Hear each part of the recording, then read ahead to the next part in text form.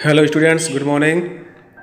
Learn English with Pradeep online classes में आपका एक बार फिर स्वागत है।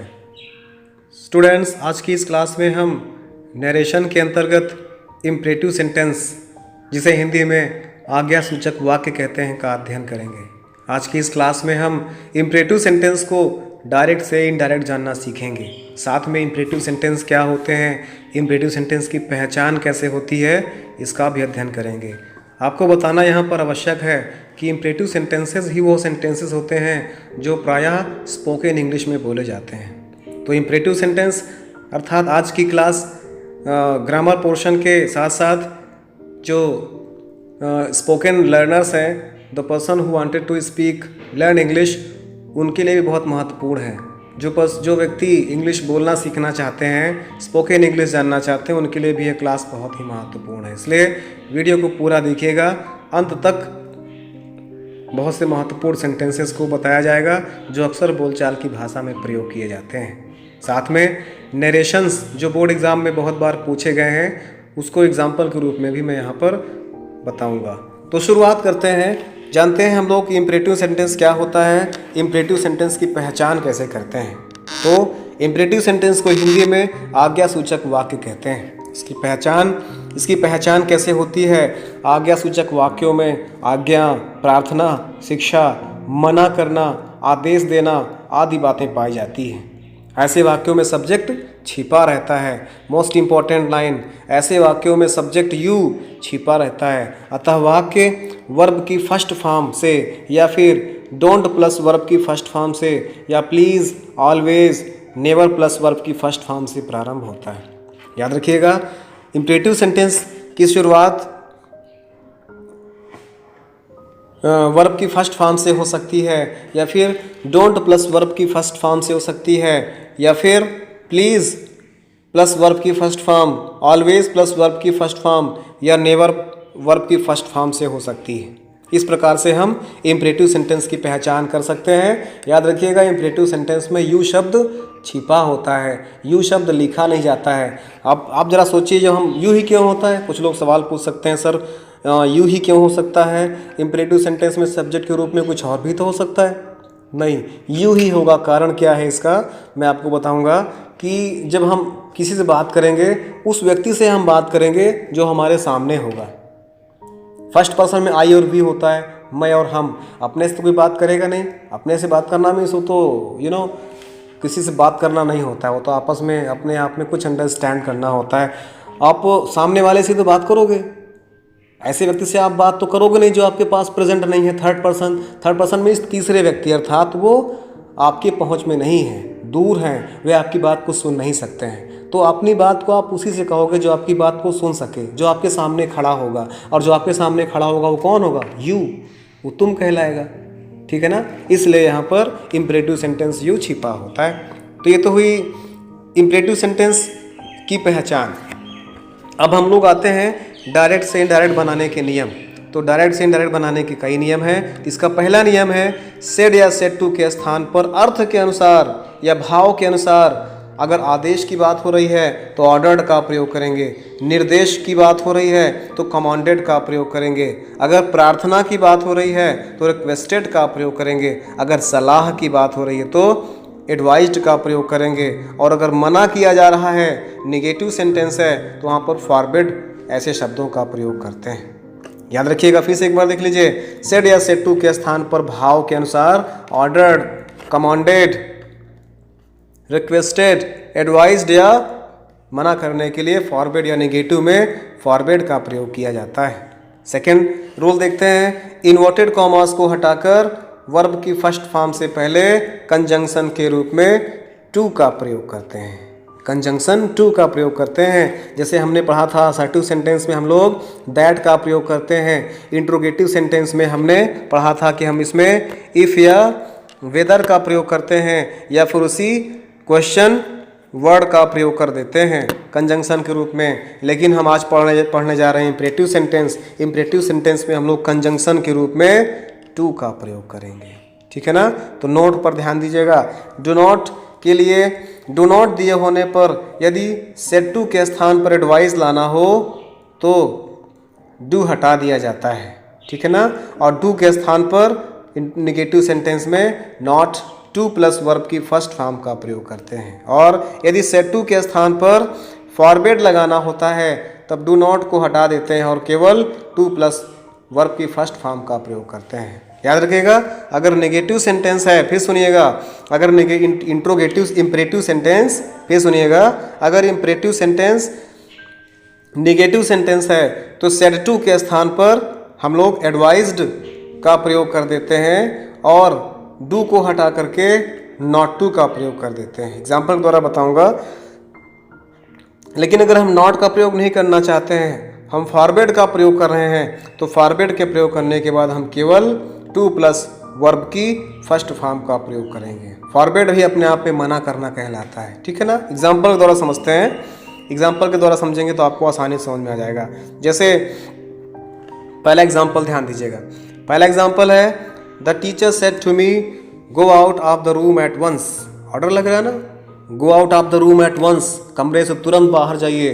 The teacher said to me go out of the room at once. Teacher ने कहा कमरे से तुरंत बाहर जाइए। तो क्या लग रहा है, हमने क्या बताया था कि रिपोर्टिंग वर्ब को भाव के अनुसार बदलते हैं। अगर ऑर्डर है तो ऑर्डर लिख देंगे, कमांड है तो कमांड, रिक्वेस्ट की गई है तो रिक्वेस्टेड, एडवाइस है तो एडवाइस, फॉरवर्ड मना करने के लिए है तो फॉरवर्ड लगा देते हैं। यहाँ पर ऑर्डर की बात हो रही है तो रिपोर्टिंग वर्ब में ऑर्डर लिख दिया हमने। तो पूरा क्या हो गया, द टीचर ऑर्डर्ड मी। अब देखिए कंजंक्शन के रूप में किसका प्रयोग करते हैं, टू का प्रयोग करते हैं। किसके पहले, वर्ब की फर्स्ट फॉर्म से पहले। तो यहाँ पर गो से पहले टू लगा दिया तो सेंटेंस क्या बन गया, द टीचर ऑर्डर्ड मी। क्या बन गया, the teacher ordered me to go out of the room at once.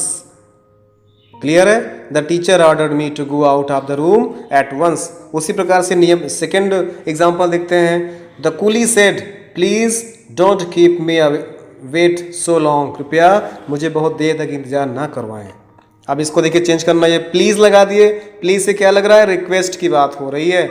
जब रिक्वेस्ट यहाँ पर सेड के स्थान पर रिक्वेस्ट कर देंगे, the coolie requested.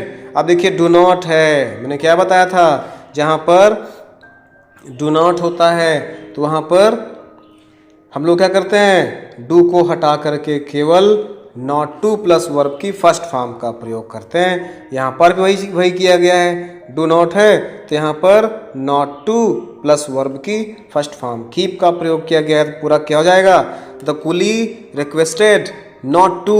Not to याद रखिएगा, डू नॉट के स्थान पर डू नॉट है तो डू को हटा करके नॉट टू लगा देते हैं, ठीक है ना।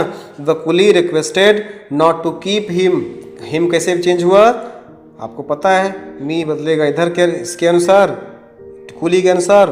कूली ये ऑब्जेक्टिव केस में तो हिम हो जाएगा, ठीक है ना। तो पूरा हो जाएगा the coolie requested not to keep him awake waiting so long. उस प्रकार से थर्ड एग्जाम्पल देखिए। थर्ड एग्जाम्पल कहता है the teacher said to me be regular and learn your lesson daily. ये क्या है, एडवाइस कर रहे हैं, टीचर बच्चों को एडवाइस कर रहे हैं। तो ये जब एडवाइस कर रहे हैं तो यहाँ पर क्या हो जाएगा, the teacher advised me to be regular, केवल टू लगा देंगे, to be regular and learn your के स्थान पर माई लेसन हो जाएगा, माई लेसन डेली। तो पूरा सेंटेंस क्या बन गया, the teacher advised me to be regular and learn my lesson daily. उसी प्रकार से चौथा देख लेते हैं। The father said to his son do not go out in the sun. यहाँ पर फॉरवर्ड लगा करके देख लेते हैं। फॉरवर्ड मीन्स मना करना, दोनों प्रकार से देख लेते हैं। नॉट टू भी और फॉरवर्ड का प्रयोग करना। अगर हम लोग डू नॉट के स्थान पर नॉट टू का प्रयोग करेंगे तो डू हटा देते हैं, लेकिन अगर फॉरवर्ड लगाएंगे तो टू प्लस वर्ब की फर्स्ट फॉर्म का प्रयोग करेंगे। बस दोनों लगा कर देख लेते हैं। तो यहाँ पर पहले लगा करके देखते हैं, डू हटाते हैं, नॉट टू लगा कर देखते हैं। तो father advised do not go out of the sun in the sun. धूप में बाहर मत जाओ, पापा जी एडवाइस कर रहे हैं, एडवाइस हो जाएगा। तो the father advised his son, do not के स्थान पर नॉट टू प्लस V1 तो हो जाएगा the teacher the father advised his son not to go out in the sun. लेकिन दूसरी प्रकार समझ सकते हैं कैसे, फॉरवर्ड का प्रयोग करेंगे। जब फॉरवर्ड का प्रयोग करेंगे तो नॉट टू नहीं बल्कि टू प्लस वर्ब की फर्स्ट फॉर्म लगाएंगे। बस रिपोर्टिंग वर्ब के स्थान पर फॉरवर्ड का प्रयोग कर देंगे, है ना। सेट टू के स्थान सेट या सेट टू के स्थान पर फॉरवर्ड लगा देते हैं तो टू प्लस V1 लगाएंगे। अब देखिए the father forward his son to go out. Forward लगा देंगे तो केवल टू गो और आउट पता ही है, ठीक है। The father forward his son to go out in the sun. इस प्रकार से ये इम्परेटिव सेंटेंस के एग्जाम्पल थे, साधारण एग्जाम्पल थे। चलिए अब कुछ और एग्जाम्पल्स की बात कर लेते हैं, फिर सॉल्व एग्जाम्पल्स हैं। जैसे ये लिखा हुआ है आपके सामने, he said bring a glass of water. Order लग रहा है ना, तो ही टोल्ड या ही आस्क्ड या ही ऑर्डर्ड, कोई भी लगा सकते हैं, टोल्ड लगा सकते हैं, आस्क लगा सकते हैं, ऑर्डर्ड, लेकिन ऑर्डर अधिक अच्छा लग रहा है मेरे ख्याल से, तीनों सही है। तो ही टोल्ड या ही आस्क्ड या he ordered he ordered me to bring a glass of water. Conjunction के रूप में हमने क्या कहा था, किसका प्रयोग करना है, टू का प्रयोग करना है। तो यहाँ पर ये टू लगा दिया हमने, टू लगा करके रिपोर्टिंग स्पीच और रिपोर्टेड स्पीच को आपस में जोड़ दिया था। ये पास्ट टेंस में है तो ये भी पास्ट टेंस में जाएगा। सॉरी, जब टू लगा देंगे तो पास्ट टेंस जाने का कोई सवाल ही नहीं बनता है। टू के बाद हमेशा वर्ब की फर्स्ट फॉर्म लगती है, ये भी एक नियम याद रखिएगा आप लोग। ऑलवेज टू के बाद V1 का ही प्रयोग होता है, ठीक है ना। पढ़ा भी अभी आप लोगों ने, तो जाएगा ही टोल्ड या he asked he ordered me to bring a glass of water. बहुत इजी है इंपरेटिव सेंटेंस, समझने की फिर है। अगला एग्जांपल देख लीजिए, लिखा हुआ he said to Sita lend me your pen for a moment. अब देखिए सिंपल सा आस्क कर रहे हैं, पूछ रहे हैं, कह रहे हैं कि कृपया अपना पेन थोड़ी देर के लिए मुझे दे दीजिए, उधार दे दीजिए। लेंड में सुधार देना या नॉर्मल देना, जिसके हम लौटा सकें बाद में, तो इसको चेंज करेंगे। तो आस्क लगा दीजिए सिंपल सा, या सेड लगा दीजिए, या ही आस्क ठीक रहेगा। ही आस्क्ड सीता, टू लगा देंगे, टू लेंड हिम लगा देंगे। योर पेन किसके लिए है, योर पेन सीता के लिए है, तो हर पेन हो जाएगा। मी है इसके अनुसार है तो हिम हो जाएगा। कैसे, फिर समझिए। अच्छा चलिए, अब यहाँ पर देखिए एक मी है, एक यू है, बस इतना समझिए। मी फर्स्ट पर्सन है, बदलेगा सब्जेक्ट के अनुसार। यू सेकेंड पर्सन है, योर, ये बदलेगा ऑब्जेक्ट के अनुसार। अब यहाँ पर मी ऑब्जेक्टिव केस में ही का ऑब्जेक्टिव केस हिम होता है। Your second person objective case है, सीता का ऑब्जेक्टिव केस हर होता है, ये हर हो गया। क्लियर है ना इतना, अब समझिएगा। He asked Sita to lend him her pen for a moment. उसी प्रकार थर्ड एग्जाम्पल देखिएगा, he said do as I say, वही करो जो मैं कहता हूँ। He told me to do as he said. अब देखो यहाँ पर आई, ये किसके अनुसार बदलेगा, फर्स्ट पर्सन बदलेगा सब्जेक्ट के अनुसार। सब्जेक्टिव केस में है तो ये भी ही हो जाएगा, तो पूरा बनेगा ही टोल्ड मी। यहाँ पर कंजंक्शन टू लगा देंगे, he told me to do as he said. Say को सेड में कर देंगे ना, सेड पास्ट टेंस में है तो पास्ट टेंस में कर देंगे। एग्जाम्पल नंबर 4 देखते हैं, he said go away. Order भी हो सकता है, अच्छा बाहर जाइए, तो he told me to go away, he ordered me to go away. यहाँ पर टोल्ड मी या फिर ऑर्डर्ड का भी प्रयोग कर सकते हैं, ठीक है ना। तो he ordered me to go away या he told me to go away. और एग्जाम्पल देखिएगा, फिफ्थ एग्जाम्पल देखिए, पांचवा एग्जाम्पल कहता है he said Ram switch off the TV. यहाँ पर भी आस्क्ड, टोल्ड या ऑर्डर्ड, यहाँ पर स्पष्ट नहीं है कि आदेश दे रहे हैं कि कह रहे हैं कि सिंपल सी बात कह रहे हैं। तो यहाँ पर आप अपने स्वेच्छा के अनुसार लगा सकते हैं। आप रिक्वेस्टेड नहीं लगा सकते, क्योंकि यहाँ पर प्लीज़ लगा होगा तो रिक्वेस्ट लगा सकते हैं। साधारण सी बात कह रहे हैं। अगर बड़े होंगे तो ऑर्डर दे रहे होंगे राम को, अगर बराबर के होंगे तो टोल्ड या फिर आस्क्ड कर रहे होंगे। तो आप फ्री हैं तीनों में से किसी को भी लगाने के लिए। Nobody will blame you that this sentence is wrong. Means this sentence is overall correct. You can use asked, told or order in the place of reporting verb. ठीक है ना, तो समझिएगा। He ordered Ram to switch off the TV. 6 number example देखते हैं।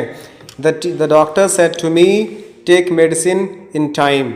The doctor advised me to take medicine in time. Doctor हमेशा advice करते हैं, सजेस्ट करते हैं। तो यहाँ पर आप एडवाइस्ड भी लिख सकते हैं, यहाँ पर आप चाहें तो सजेस्ट का भी प्रयोग कर सकते हैं। 7 नंबर देखते हैं। My son said to me please buy me a coat. अब देखिए यहाँ पर प्लीज़ लग गया है, तो डेफिनेटली यहाँ पर रिपोर्टिंग वर्ब रिक्वेस्टेड होगा। कंजंक्शन का प्रयोग करेंगे टू हो जाएगा। यहाँ पर हो जाएगा माई son requested me to by. यहाँ पर मी है, फर्स्ट पर्सन बदलेगा सब्जेक्ट के अनुसार, I mean first person subject के अनुसार। सन है ना, सन का क्या होगा, एक ही सन है तो ही होगा, और चूँकि आई मी है तो ही का ऑब्जेक्टिव केस हिम होता है। यहाँ पर क्या हो जाएगा फिर, my son requested me to buy him a coat. उसी प्रकार 8वां एग्जाम्पल देखिए, she said to me have a cup of tea. He, देखो अब कह रहे हैं, नॉर्मल सी बात है, have a cup of tea, एक कप चाय लीजिए। ये तो कह रहे हैं नॉर्मल सा, रिक्वेस्ट तो हो नहीं रहा, ऑर्डर तो हो नहीं रहा, कह रहे हैं, तो सिंपल हम लोग क्या लिखेंगे, टोल्ड लगा देंगे। He told me to have a cup of tea. Is that clear? Are you understanding my words? समझने का प्रयास करिएगा। उसी प्रकार 9 नंबर के एग्जाम्पल देखिए, the captain said to the soldier fire at once, तुरंत फायर करो। ये क्या है, कमांड कर रहे हैं। यू नो, जहाँ पर आर्मी वाली बात आएगी कमांडर या कैप्टन वाली बात आएगी, जहाँ पर आर्मी सेना वाली बात होगी वहाँ पर हमेशा कमांड होता है, ऑर्डर नहीं, कमांड किया जाता है वहाँ पर। तो यहाँ पर क्या हो जाएगा, the captain commanded the soldiers to fire at once. उसी प्रकार 10 नंबर देखिए, read it before you sign it, he said to me. उन्होंने मुझसे कहा कि साइन करने से पहले इसको रीड करिए। एडवाइस कर रहे हैं ना, पढ़ने से पहले साइन कर लीजिए, अर्थात एडवाइस कर रहे हैं। तो अब देखो, रिपोर्टेड स्पीच बाद में है और रिपोर्टेड स्पीच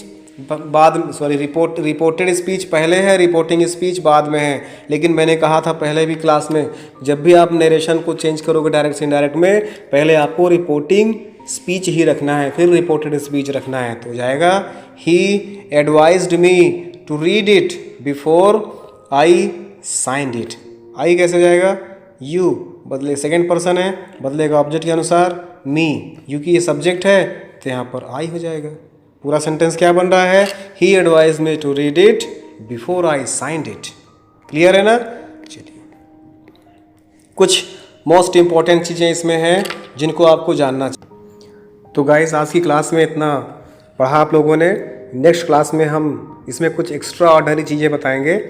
तब तक के लिए थैंक यू, जय हिंद।